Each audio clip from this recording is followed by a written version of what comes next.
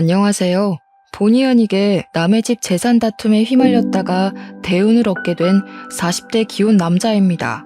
일단 제 소개를 하자면 저는 고아입니다. 부모님에 대한 기억이 없는 건 아니고 제가 미성년자일 때 돌아가셔서 지금은 얼굴도 흐릿해요. 부모님 사진 한 장 갖고 있지 않은 것이 뒤늦게야 서럽더군요. 그도 그렇지만 더 서러운 건 내 뒤를 든든하게 지켜주던 부모님의 존재가 없는 것 아니겠습니까? 제게도 부모님이 계셨다면 적어도 제 존재 자체를 욕하는 사람들은 없었겠죠. 세상에는 부모님을 잃는 것만이 가장 아픈 슬픔이라고 생각을 했는데 살다 보니까 그에 상응하는 고통도 있긴 하더라고요. 가족은 아니지만 가족만큼 아꼈고 마음을 준 사람들에게 당한 배신은 이루 말할 수 없이 괴로웠습니다. 저는 그저 소중한 사람들에게 진심을 보였을 뿐인데 결국 돈 앞에서는 모든 게 왜곡이 되는 것 같더라고요. 사람을 변하게 하는 것이 돈이라고 하는데 그것도 기준치에 따라 민감도가 다르다고 봐요. 저한테는 조약돌만큼의 돈밖에 못 가진다 하더라도 소중한 사람들과 어울리는 게 중요한 반면 제 사람들은 바위만큼의 돈을 얻을 수만 있다면 소중한 것은 아예 없구나 느꼈습니다. 이렇게 사연을 올리게 된 이유는 돈이 얼마나 대단하면 사람이 이렇게까지 무서워질 수 있는 건지 봐주십사 올렸습니다. 제가 인생을 너무 쉽게만 보고 있었던 건지 잘못 살고 있는 건지 꼭 좀 들어보시고 조언 부탁드립니다. 제게는 유일한 가족인 아내가 있어요. 저는 고등학교 때 부모님을 여의었고 학교를 끝까지 수료하지 못해 겨우 중학학력만 갖고 있는 사람입니다. 그런 부족한 제게 아내는 그야말로 한 줄기의 빛 같은 존재였어요. 아마 아내가 없었다면 저 혼자 어디 한강 주변에 맴돌며 나쁜 생각을 했을지도 모릅니다. 형제 하나 없던 저는 본래 서울이 고향이에요. 부모님이 돌아가시고 경제 지원이 끊겨 그 넓은 서울 거리를 혼자서 전전했었습니다. 게다가 저희 집이 원래 형편이 어려웠던지라 받은 유산은커녕 빚밖에 없는 처지였어요. 저는 졸지에 사회생활을 해보기도 전 빚이 생겨버렸고 슬픔을 감당할 여유도 없이 당장 돈벌이가 필요한 상태이기도 했어요. 그래서 찾아간 곳이 삼천포 동네 쥐포 공장이었습니다. 그곳을 알고 찾아간 것은 아니고 그저 서울보다 비교적 취업이 쉽고 좀 촌동네를 찾다 보니 알게 된 곳이었어요. 일자리를 구해야 했던 제가 가장 먼저 했던 게 미용실 방문이었는데 그래도 취업하려면 머리 정리라도 해야 될 것 같아 미용실을 들렸었죠. 거기서 제 사정을 들은 미용실 원장이 쥐포 공장을 추천해줬습니다. 제가 찾아간 공장은 직원이 주로 가족들로 이루어진 작은 공장이었어요. 그곳에선 처음에 10대인 저를 보곤 당연히 안 받아주려고 했었는데 제가 무릎을 꿇고 사정을 했습니다. 그러니 역시나 제 사정을 알고 불쌍하다며 받아주셨어요. 어떤 마음으로 저를 바라봤는지는 제게 중요하지 않았고 그저 제 목숨 하나 건사하게 해준 고마운 사람들이라고만 생각했습니다. 저는 저를 걷어준 그 은혜에 보답하느라 피해주지 않으려고 최대한 어른의 몫을 해내려고 했어요. 그렇게 수십 년 동안 저는 그 집안의 가족처럼 오래오래 함께 일을 해왔어요. 쥐포 공장 사장님에겐 아들이 2명 있었는데 그 아들들도 초반에는 쥐포 공장에서 일을 하고 있었습니다. 제게 일을 친절히 가르쳐줬던 좋은 형들이었어요. 근데 사장님이 저보고도 어느 순간부터 막내 아들이라 불러주시더라고요. 솔직히 그 소리를 처음 들었을 때 많이 울었습니다. 기대하지도 않았던 가족이 살아 돌아와서 제 곁에 있어준 기분이었거든요. 저는 당시 결혼 생각도 없었고 사장님과 사모님의 은혜가 그저 고마워서 그들을 모시고 쥐포 공장을 운영하는 게 좋았을 뿐인데 두 분께서 저를 너무 좋게 봐주셨습니다. 그들이 얼마나 마음 좋은 사람들이었냐면 빚이 한가득 있는 제 사정을 알고는 제 빚을 대신 갚아주셨어요. 당연히 제게 큰 돈을 빌려준 거라 생각하고 당시 저는 차근차근 갚아나가고 있었죠. 어쨌든 덕분에 저는 돈에 목숨 걸지 않고 마음 편히 생활을 할 수 있었어요. 그래서 더 사장님과 사모님을 하늘 같은 존재로 모시며 살았습니다. 제가 그곳에서 일을 한 지 10년 차가 되었을 무렵 공장은 제가 처음 왔을 때보다 규모가 살짝 더 커진 상태였어요. 그런데 두 형이 결혼을 하면서 서울로 가버리게 되었고 다른 친척들은 나이가 차서 한두 사람씩 빠져나가고 있는 상황이었죠. 그런 와중 사장님 밑에서 열심히 일하는 직원은 저밖에 없게 되었습니다. 그래서 원래 가족원만으로도 운영 가능했던 게 이젠 직원들이 대량 필요해졌고 그 시점에서 저는 사장님에게 고마운 제안을 받게 되었어요. 사장님이 저더러 사장직을 일임하겠다고 하더라고요. 너무 과분한 마음이라서 솔직히 처음에는 놀랐습니다. 한편으로는 큰형이랑 작은형도 있는데 친자식을 두고 제게 공장 대표 자리를 물려준다는 사장님의 발언이 저를 불편하게 만들기도 했어요. 큰아들이랑 작은아들은 이미 자기들 입에 풀칠하면서 잘만 사는데 뭐하러 공장을 오겠냐? 내가 어디 너 말고 믿고 맡길 사람이 있겠어? 그래도 아직 사장님 건강하시잖아요. 당장 쓰러지시는 것도 아닌데 제가 어떻게 공장을 받아요. 이런 건 은혜 받는 게 아니라 염치 없는 것 같단 말이에요. 나도 노후엔 여행 좀 다녀봐야지. 둘 있는 아들은 서울 가서 지네 가족들 챙기느라 부모는 들여다보지도 않고 있는데 하나밖에 없는 막내 아들 덕은 좀 봐야 하지 않겠어? 너도 내 아들 아니냐? 애비를 죽을 때까지 굴리고 싶은 거야? 사장님은 끝까지 제게 사장 자리를 넘겨주려고 했습니다.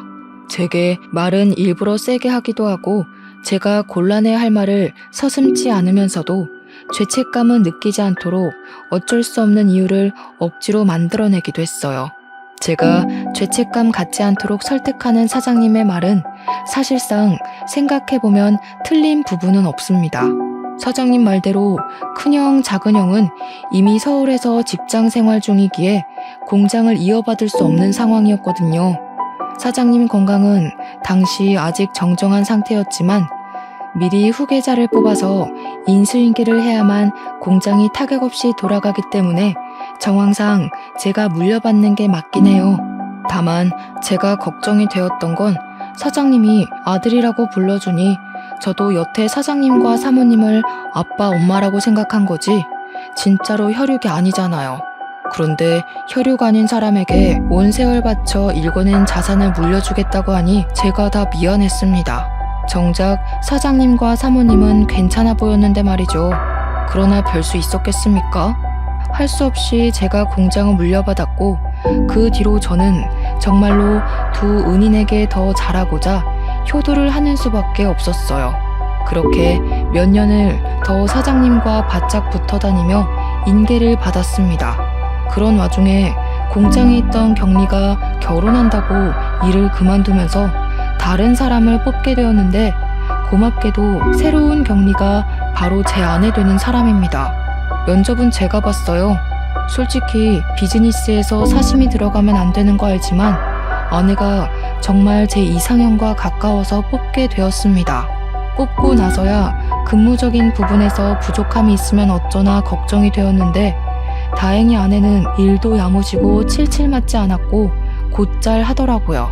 덕분에 저는 아내에게 더욱 빠지게 되었고 출근할 기분이 나서 구름을 타는 것 마냥 붕붕 뜬 시간을 보냈어요.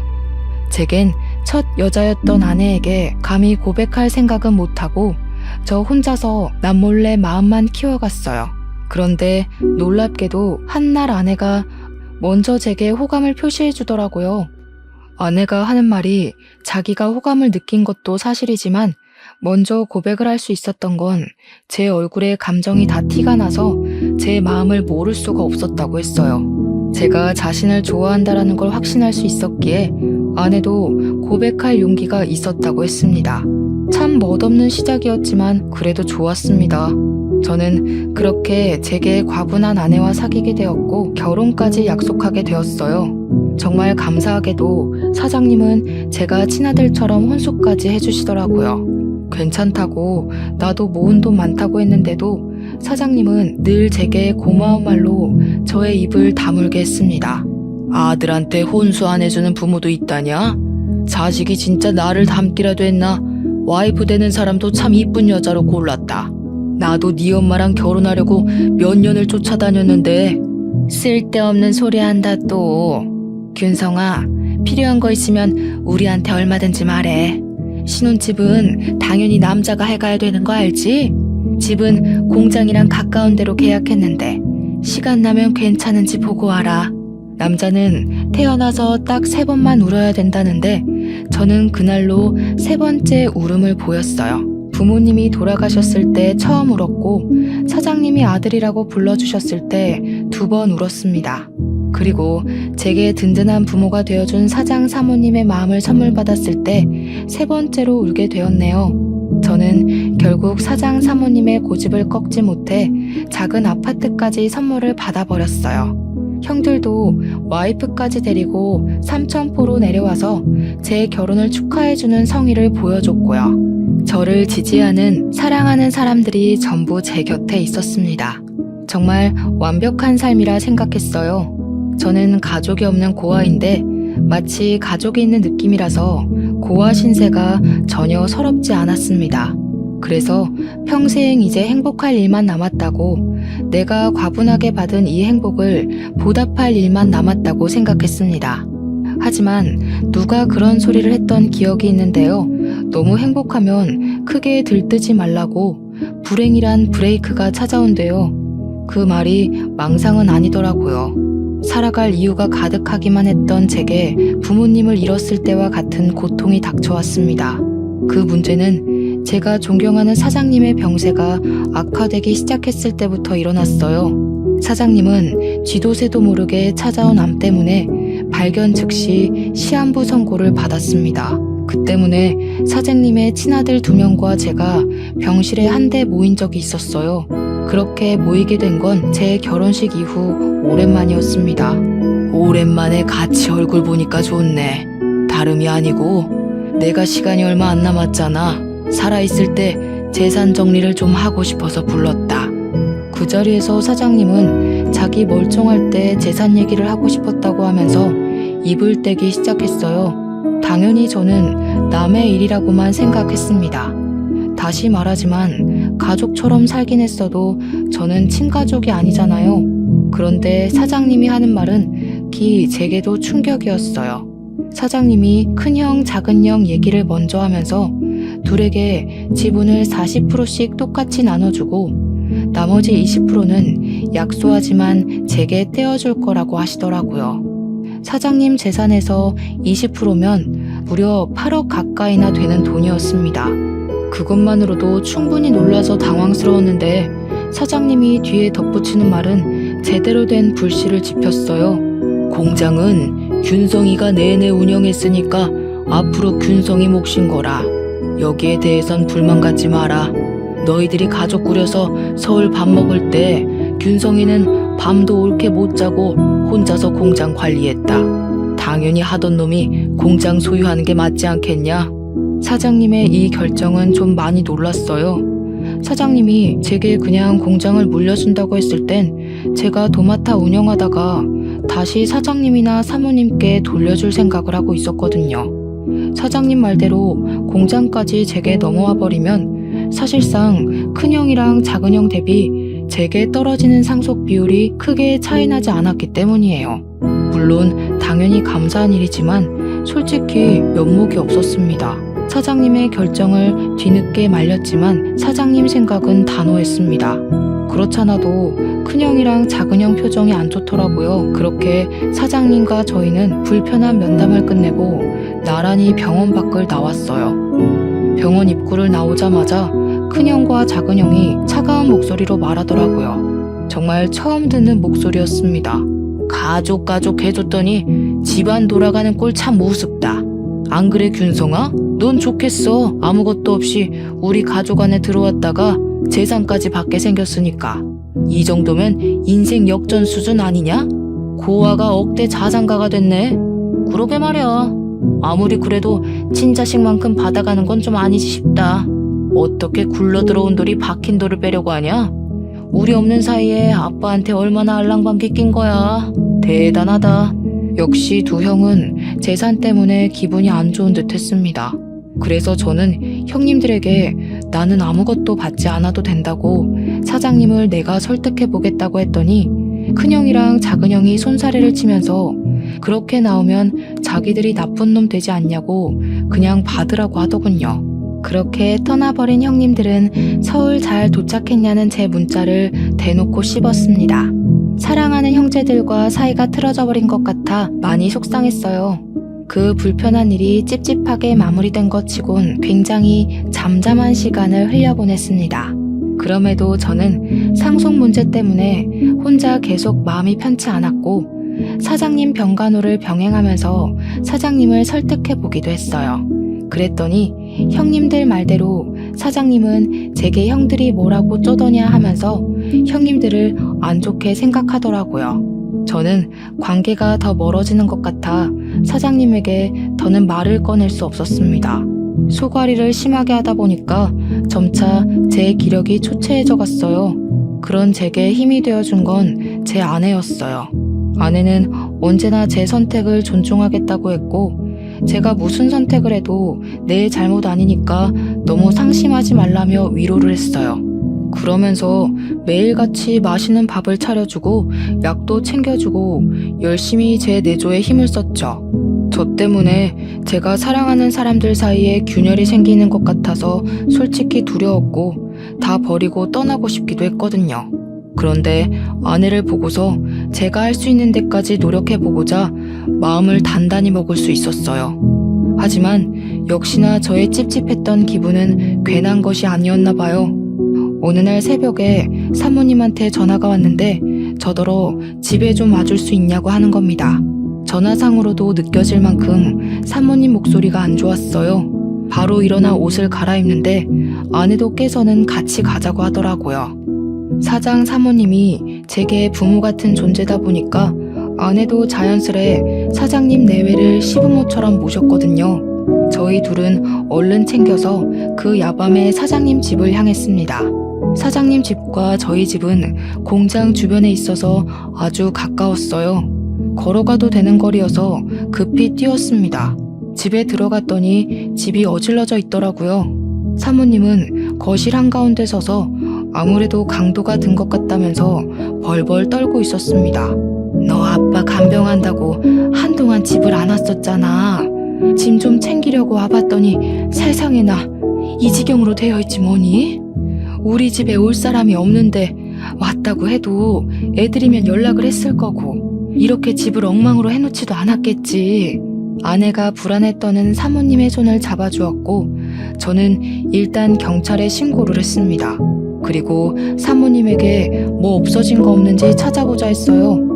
고맙게도 며느리가 사모님 곁에 딱 붙어서 같이 움직여 주더라고요. 저는 혼자 다른 방에서 이것저것 뒤집고 있었는데 나중에 사모님이 소리를 질러서 그곳으로 뛰어갔습니다. 사모님이 침대 밑에 서랍을 허겁지겁 뒤지면서 무어라 중얼거리더라고요. 없어진 거 있냐고 하니까 사모님이 큰일 난 목소리로 말했는데요. 아휴, 어떡하니? 너네 아빠 유언장이랑 공장 땅 매매 계약서가 없어. 중요한 거라서 일부러 침대 밑에 넣어둔 건데 여기는 우리 식구들밖에 모르는 곳이거든. 이거 어쩌면 좋니? 응? 사모가 식구들만 아는 곳이라고 하는데 그 순간 속상하게도 촉이 딱 오더라고요. 큰형과 작은형이 가장 먼저 떠올랐어요. 정황상 따져보더라도 진짜 도둑이 아닌 이상 사장님이나 사모님, 형님들 중 범인이 있다는 건데 사장님이 자기 걸 도둑질했을 리는 없잖아요. 더군다나 사장님은 입원 상태라 외출이 불가한걸요. 그래서 저는 그 자리에서 바로 큰형과 작은형한테 전화를 넣었습니다. 나란히 부재 중이었어요. 저는 일단 우리 집으로 사모님을 모셨고 아내한테 사모님을 부탁한 뒤 그 새벽에 서울로 올라갔습니다. 큰형과 작은형 집 주소를 알고 있어서 둘을 찾아내는 건 어렵지 않았어요. 갔더니 둘이 아주 똑같은 반응이더라고요. 저를 아주 문전박대하면서 자기들은 모르는 일이라고 오히려 큰 소리를 쳤습니다. 형님들이 벌인 짓인지 아닌지는 경찰에 신고해서 알아보면 돼. 만약 형님들 짓이 맞으면 사장님한테 무릎 꿇고 용서 빌 준비나 하라고. 내가 이거 밝혀내서 사장님한테 다 말할 거야. 이렇게 돈에 눈 멀어서 부모님 속 썩일 거면 차라리 상속받지 마. 우리 다 아무것도 받지 말고 예전처럼 지내자고. 저는 선포 같지 않은 선포를 하면서 속상한 마음까지 토로하고 집으로 돌아왔습니다. 제가 뭐라고 형들에게 상속받지 말라 참견을 했는지 이해 안 되실 수도 있어요. 저도 제 존재가 이해 안 됐거든요. 그럼에도 형들한테 그렇게까지 오지랖을 부리고 싶었습니다. 그리고 저는 그때부터 불행의 중간 기로로 들어서요. 어느 날 제게 믿을 수 없는 일이 일어나고 마는데요. 공장 앞에 주차해놨던 제 차를 좀 빼달라고 누가 새벽에 전화를 한 날이었습니다. 한 번도 그런 연락을 받은 적이 없는데 그날 새벽에 모르는 번호로 그런 의문의 전화가 왔고 저 때문에 잠에서 깬 아내를 두고 잠깐 외출을 했어요. 공장 앞으로 나가 제 차 주변을 맴돌았는데도 사람은 보이지 않더라고요. 그래서 제게 걸려온 전화번호로 다시 연락을 해보았습니다. 그리고 그날의 기억은 여기까지가 마지막이었어요. 제가 한눈판 사이 웬 괴한이 제 머리를 둔기로 후려쳤거든요. 고통도 느껴지지 않을 만큼 머리가 울리면서 눈앞이 새하얘졌습니다. 쓰러진 줄도 몰랐던 저는 정신을 잃어가던 중에 순찰하던 경찰차 불빛을 봤어요. 그리고 그 불빛에 비친 괴한의 신발도 눈에 들어왔죠. 그렇게 더는 기력을 쓰지 못하고 혼절해 버렸습니다. 제가 다시금 정신을 차렸을 때는 병원이었어요. 제 옆에서 아내가 울고 있더라고요. 제가 일어난 걸 본 아내는 급히 의사를 데려왔고 의사가 소견을 말하길 급소를 피해서 맞았기 때문에 뇌진탕으로 무사히 넘길 수 있다고 했습니다. 그렇다고 다행일 순 없는 게 조금만 잘못 다쳤다면 그대로 즉사했을 정도로 위험했다고 하더라고요. 아내는 제가 살았다는 생각에 다리에 힘이 풀려서 오열을 했어요. 그러면서 아내가 제 기억에는 없는 얘기를 서럽게 호소하는데 하는 말들이 뭔가 상황이 잘못되었다는 걸 암시하고 있었어요. 사장님 돌아가셨어. 근데 당신이 죽였대. 당신이 그런 거 아니잖아. 도대체 무슨 일이 있었던 거야? 누가 당신한테 그런 짓을 한 거야? 당신도 피해자라고 내가 계속 말했는데 사장님 아들분들이 말도 안 되는 증거물 얘기까지 하는 바람에 다들 당신이 사장님한테 해코지한 줄 알고 있어. 그날 그렇게 의식을 잃은 저는 무려 5일 동안 깨어나지 못하고 내내 기절해 있었다고 했습니다. 아내가 지난 3일 동안 장례식장과 내 병실을 오가면서 지냈었는데 분위기가 많이 안 좋았다고 했어요. 그 원인이 저 때문이라서 아내도 사장님 발인까지는 함께하지 못하고 쫓겨났다네요. 그러니까 당시 제가 사장님을 죽인 가해자라고 여론이 몰려있는 상황이었다는 겁니다. 사장님 장례식장에서 큰형이랑 작은형이 알 수 없는 증거물을 기반으로 저를 가해자로 몰았다고 했어요. 그 증거물은 다름 아닌 공장 주변 CCTV였대요. 제가 공장 주변 사장님 집에서 사장님 재산을 불법적으로 빼돌리려고 했는데 그때 운 좋게 괴한이 공장 털러 왔다가 나를 공격했고 지나가는 경찰에게 발각되어 저를 잡았다는 말도 안 되는 얘기였어요. 뿐만 아니라 또 제가 매일 사장님 병문안을 가는 점을 이용해서 그걸로 제가 사장님 산소호흡기를 뗐다고 구라를 쳐놨다는 게 아닙니까? 하필 그날은 사모님이 집을 들락날락하며 바깥일을 볼 때라서 병실에 없었을 적이었습니다. 그래서 제가 퇴원을 하면 경찰로 연행될 처지라고 하는데 아내 얘기를 다 들어도 도통 어떻게 이해를 해야 되는 건지 어렵기만 하더라고요. 제가 사장님을 죽였다뇨? 사장님이 저한테 어떤 사람인데요? 돌아가신 부모님 다음으로 제게 부모가 되어준 분이 아닙니까? 제가 사장님 대신 죽었으면 죽었지 절대 사장님께 그런 짓 못합니다. 대체 일이 왜 이렇게 됐나 곰곰이 생각하고 있는 와중 아내가 한마디 더 붙였는데요. 재산 상속이 아직 완벽하게 처리가 된 건 아니지만 제 몫이었던 재산은 일단 모조리 철수가 되었다고 하는 겁니다. 그 순간 더 묻고 따질 것도 없이 바로 큰형이랑 작은형이 생각나더라고요. 이 형들이 돈에 미쳐서 이젠 사람까지 해코지하려 드는구나 싶은 거 있죠. 막 나가는 형들을 이대로 두면 안 될 것 같았습니다. 저는 아내한테 폰을 달라고 했고 당장 사모님한테 전화를 걸었어요. 사모님이 계속 부재 중이더라고요. 아내 말로는 아마 사모님도 제게 큰 실망을 했을 거라고 하더군요. 공장 직원들한테까지 제 소문이 안 좋게 퍼져서 저는 이미 사장직에서 쫓겨난 상태이기까지 했습니다. 너무 기가 막혔습니다. 저 완전 짜고 치는 계획에 걸려든 거잖아요. 제대로 된 생각을 해야겠는데 머리를 굴릴수록 머리가 너무 아파서 도통 생각을 할 수가 없더라고요. 괴로웠습니다. 근데도 그 와중에 저를 믿고 보듬어주는 건 제 아내뿐이었어요. 아내는 제가 그럴 사람이 아니라는 걸 무조건 믿고 있었고 제가 이 상황을 잘 해결할 수 있도록 끊임없이 안정감을 주려고 노력했습니다. 그러면서 그냥 다 버리고 타지로 떠나자는 말을 하더라고요. 아내가 웬만하면 제가 하자는 결정대로 기다려줄 사람인데 그날 처음으로 먼저 의견을 내주었어요. 아내도 제가 남의 집구석에서 핥히어지고 다치는 걸 보기가 힘들었나 봅니다. 저도 마음 같아선 아내 말대로 재산 다툼에서 빠져주고 싶었습니다. 하지만 제가 이렇게 떠나버리면 돌아가신 사장님한테 예의가 아니라는 생각이 들었어요. 사장님이 정말로 명줄이 다해서 돌아가신 게 아니라 누군가에게 피살된 거라면 그 진상을 밝혀야 되지 않겠습니까? 그게 수십 년 동안 아들도 아닌 남의 집 자식을 제 아들처럼 안고 키워주신 사장님에 대한 마지막 효도라고 생각했어요. 저는 몸을 움직일 수 있을 정도로만 회복을 하고 몰래 퇴원을 했습니다. 그리고는 경찰에게 연락 않고 몰래 공장을 찾았어요.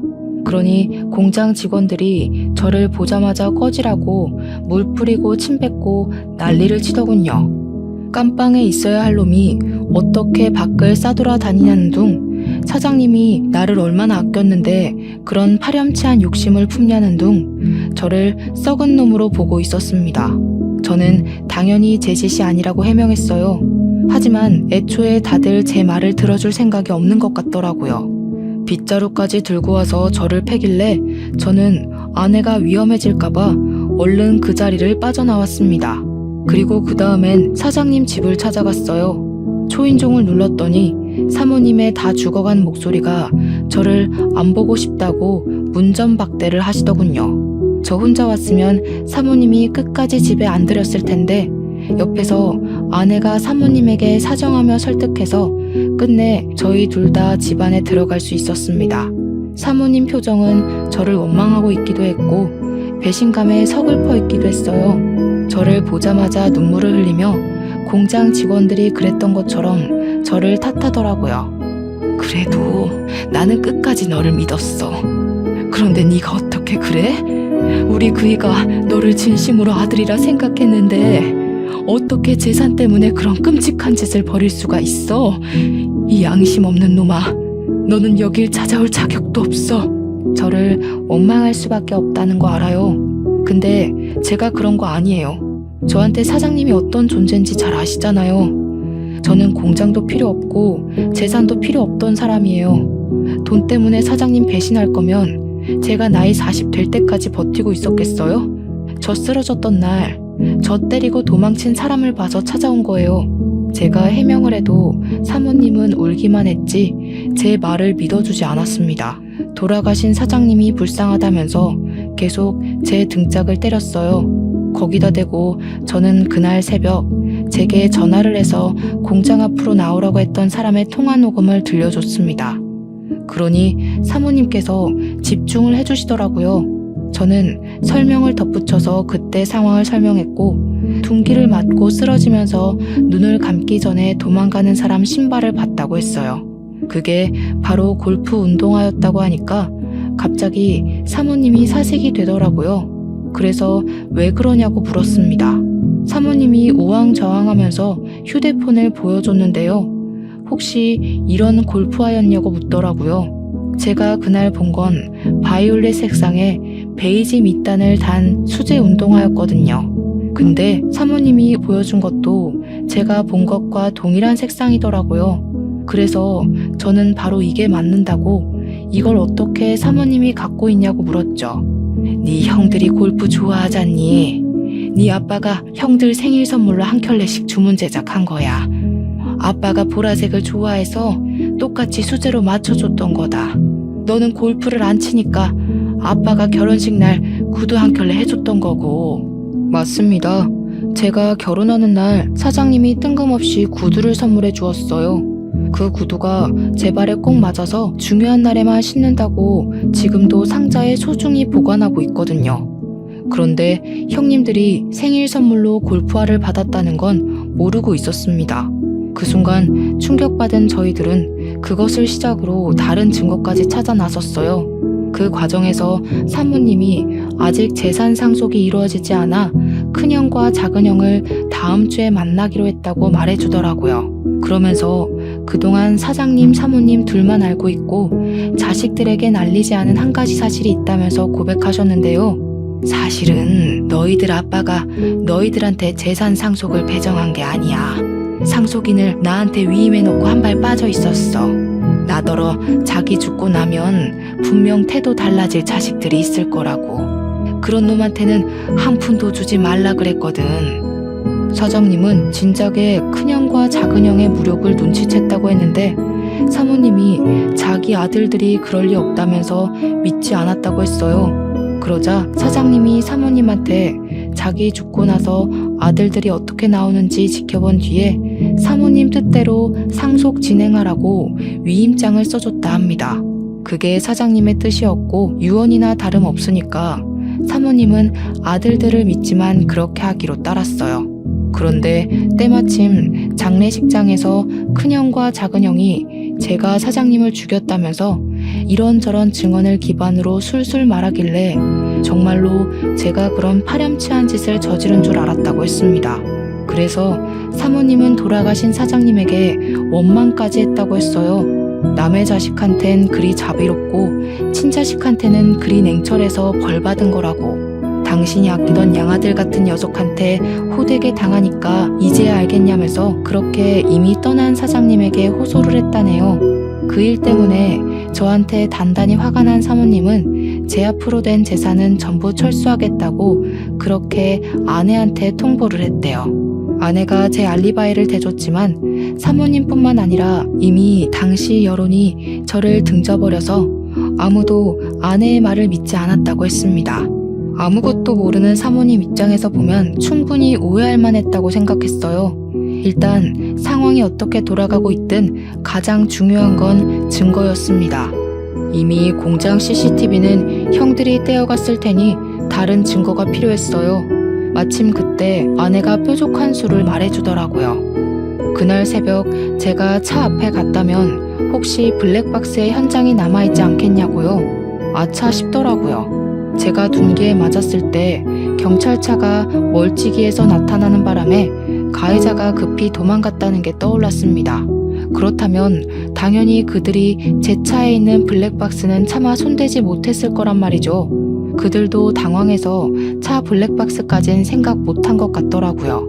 얼른 제 차로 가서 블랙박스를 확인했더니 역시나 증거 영상이 고스란히 남아 있었습니다. 너무 안심했어요. 이것만 있어도 형들의 진술은 거짓이라는 게 밝혀질 거였습니다. 그 뒤로 저는 스스로 경찰을 찾아갔습니다. 그리곤 그날 발생했던 사건 진위를 전부 고백했고 제 알리바이를 조사하기 시작한 경찰도 뭔가 이상함을 감지했는지 원래 접수됐던 신고 내용이 어딘가 모르게 부실하다는 느낌을 받은 것 같았어요. 그래서 그 시간부로 경찰은 큰형과 작은형을 조사에 착수했죠. 제 일은 금방 서울경찰로 연계되었습니다. 얼마 뒤 큰형이랑 작은형이 나란히 잡혔다는 연락을 받고 저랑 아내 그리고 사모님은 같이 서울로 올라갔어요.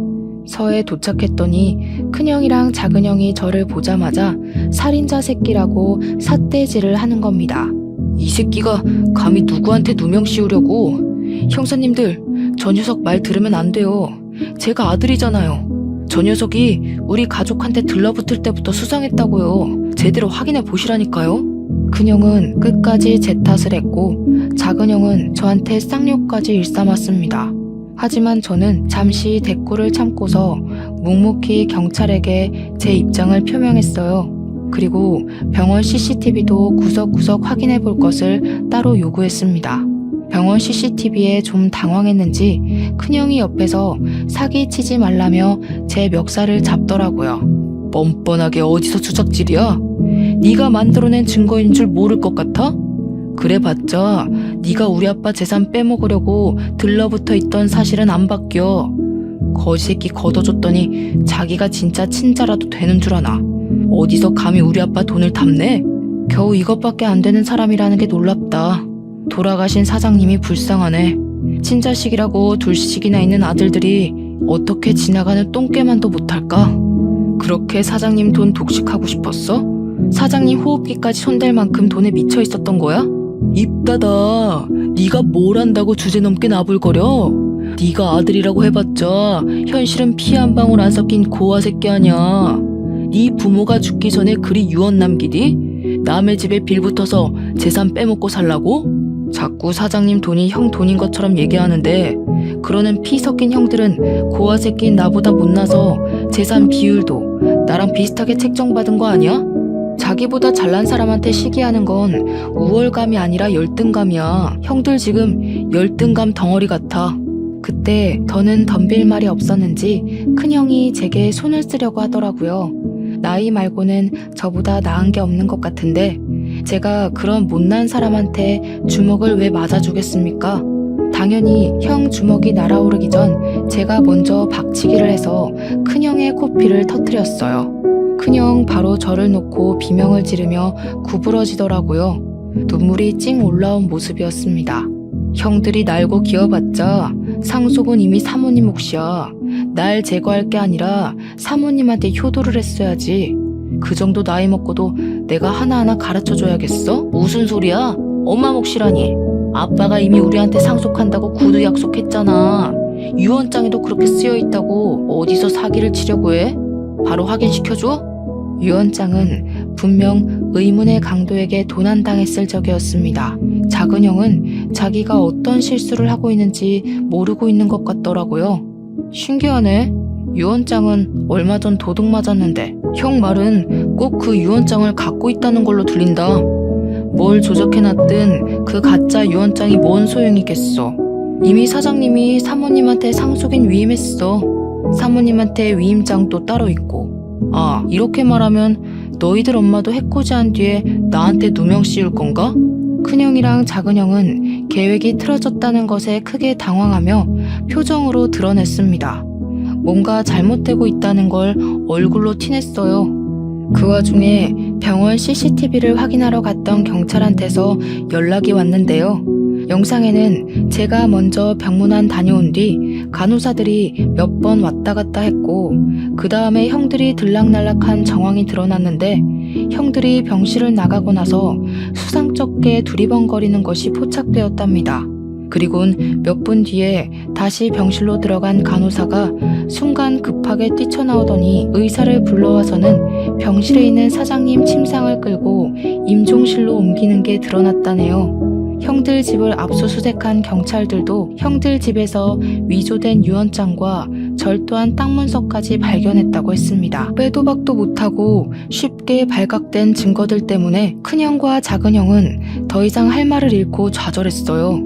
그리곤 그제야 저와 사모님께 용서를 구하면서 악의는 없었다고 무릎을 꿇었습니다. 형들은 더 지체할 것 없이 그 자리에서 구속이 되었어요. 연행당하는 아들들을 보면서 사모님은 울며 불며 자식들을 패기 시작했습니다. 도대체 균성이한테 무슨 짓을 한 거냐? 아무 잘못 없는 아이한테 왜 그런 짓을 했어? 너희들이 그러고도 사람이야? 이제 네 아빠 얼굴을 어떻게 보니? 그래도 내 배 아파 낳은 자식이라고 끝까지 편을 들었는데 어떻게 엄마 마음을 이렇게 찢어놓을 수가 있어? 며느리는 사모님을 보필하면서 주저앉는 사모님을 보듬어 주었습니다. 형님들 둘은 아무 말 없이 고개만 숙인 채 형사가 가는 대로 멀어졌어요. 그리고 저희는 서울에서 내려오게 되었죠. 그 뒤로 들은 소식이 당연히 자기 아빠를 죽인 형들은 징역살이를 살게 되었는데요. 문서 위조에 절도죄까지 포함되어 형량이 제법 나왔어요. 사모님께서 출소한 아들을 맞이할 수 있을지도 모를 정도로 길었습니다. 한꺼번에 힘든 일을 겪은 사모님은 저희가 혼자 두기 걱정되어 저랑 아내가 사장님 집으로 이사를 갔습니다. 현재도 사모님을 모시고 살고 있어요. 저는 다시 공장 대표 자리를 찾았고요. 사모님이 제게 사장님 재산의 70%를 떼주었습니다. 나머지 30%는 회 죽일 놈도 아들은 아들이라고 몫을 조금 남겨놓아야겠다고 하더군요. 그게 사모님의 괴로운 마음에 조금이나마 위안이 된다면 저도 사모님 뜻을 충분히 존중해 줄 수 있습니다. 그리고 저를 오해했던 공장 직원들도 당연히 오해가 풀렸고 제게 사과를 했어요. 사장님 아들 욕까진 차마 더 하지 못하더라고요. 어떤 분은 잘 알지도 못하고 저를 막대했다는 죄책감에 일을 그만두기도 하셨습니다. 제 아버지 뻘 같은 분이셨는데 일을 참 우직하게 잘하셨던 분이거든요. 저는 정말 괜찮았고 상황이 그럴 수밖에 없었던 건데 그만두셨다고 해서 속상했습니다. 그분께 따로 문자를 넣어드렸는데 답장은 오지 않았어요. 그분께서 혹시 라디오 사연을 들으신다면 죄책감 가질 필요 없다고 그저 당신도 군중 심리에 이용당한 피해자가 아니냐고 위안의 말씀 올리고 싶네요. 다른 직원분들과의 관계는 더할 나위 없이 돈독해졌습니다. 아직은 다들 제게 죄책감을 갖고 있는 것이 눈에 보이지만 이마저도 관계 회복의 과정이라 생각하고 그들의 시도 때도 없는 사과를 자연스럽게 받아들이려고요. 이렇게 폭풍 같은 지옥이 지나고 나니 좋은 일들이 수두룩하게 찾아오는 것 같아요. 정말 기쁘게도 저희 부부에게 축복이 찾아왔어요. 저번 주에 제가 바빠서 아내랑 사모님이 같이 산부인과 가서 초음파 사진을 찍고 왔는데 아기가 아직 너무 콩알만해서 우리 아이인 게 실감나지 않더라고요. 아들일지 딸일지는 모르겠지만 우리 예쁜 아내를 닮았으면 좋겠다는 생각을 해요. 그리고 저 또한 내 자식으로 찾아와준 우리 축복이에게 부끄럽지 않은 아빠가 되도록 노력할 겁니다. 무엇보다 건강하고 가진 것에 감사하며 살 줄 아는 바람직한 아이로 키울 거예요. 너무 과분한 바람은 아니겠죠? 말을 하다 보니 덜컥 겁이 나서 제가 잘할 수 있을지 모르겠네요. 아이 기다리는 일이 원래 이렇게 긴장이 되는 건가요? 다른 아빠들도 다 그렇겠죠? 아무튼 저랑 아내 그리고 제게 어머니와 같은 사모님까지 저희는 곧 새로 생길 식구인 아이를 만날 그날만 손꼽아 기다리면서 한동안 설레는 시간을 보낼 것 같습니다. 다소 지저분했을 사연이었는데 중간에 채널 돌리지 않고 집중해줘서 감사해요. 청취자분들 인생은 태풍 길 없이 산들바람만 이는 삶이길 바랍니다. 행복하세요.